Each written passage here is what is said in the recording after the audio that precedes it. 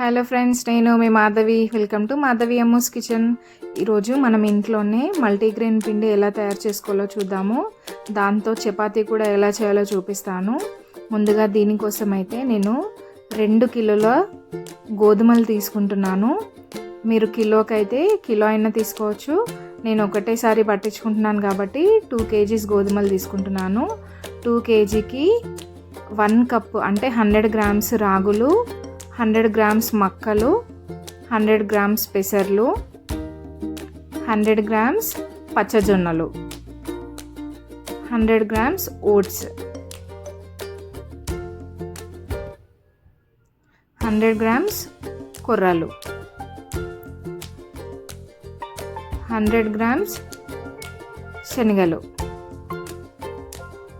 ఇప్పుడు వీటిని అన్నిటినీ కలుపుకోవాలి. ఒకవేళ మీరు 1 kg గోధుమలు అనేవి తీసుకుంటే ఇవన్నీ 50 grams అనేది వేసుకోవాలి.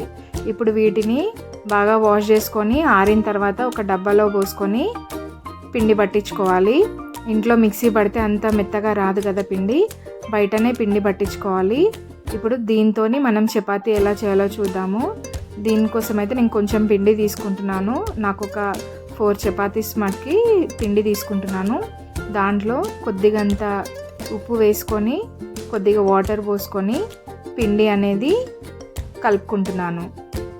ఇప్పుడు పిండి ముద్ద అనేది తయారైంది కదా, దానిపైన ఒక మూత పెట్టేసి పిండిని ఒక 10 minutes పక్కన పెట్టేసుకోవాలి. 10 minutes తర్వాత మళ్ళీ ఒకసారి దాన్ని చేతితో కలుపుకోవాలి. ఇప్పుడు చిన్న చిన్న బాల్స్ మనకి చపాతీ ఎంత కావాలో అంత సైజులో బాల్స్ చేసుకొని దానిపైన పొడి పిండి చల్లుకొని ఈ పిండి ముద్దని పెట్టుకొని చపాతీ పీటతోని రోల్ చేసుకోవడం అంతే.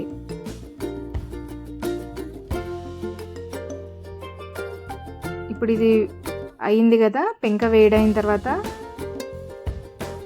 ఈ చపాతీని వేసేసుకొని 2 వైపులా కాల్చుకోవాలి. దానిపైన కొద్దిగంత ఆయిల్ అప్లై చేసుకొని 2 sides కాల్చుకోవాలి. చూస్తున్నారు కదా చపాతీ అనేది ఎంత బాగా పొంగిందో. మనం బయట కొనే పిండి అనేది అస్సలు బాగుండదు కదా, మనం ఇంట్లోనే ఇలా హెల్తీగా మనం పిండిని తయారు చేసుకోవచ్చు. సేమ్ పిండితోని మిగతా చపాతీలు అనేది చేసేసుకుంటే ఎంతో టేస్టీగా ఉండే మల్టీగ్రెయిన్ చపాతీ రెడీ. నేనైతే బీన్స్ కర్రీతోని దీన్ని సర్వ్ చేసుకుంటున్నాను. ఒక్కసారి చూడండి చపాతీ అనేది ఎంత సాఫ్ట్గా వచ్చిందో. మీరు కూడా ఒకసారి ట్రై చేసి నాకు కమెంట్ చేయండి, మీకు ఎలా కుదిరిందో చెప్పండి. మీకు కనుక నా వీడియోస్ నచ్చితే నా ఛానల్ని సబ్స్క్రైబ్ చేయండి, లైక్ చేయండి, షేర్ చేయండి. Thanks for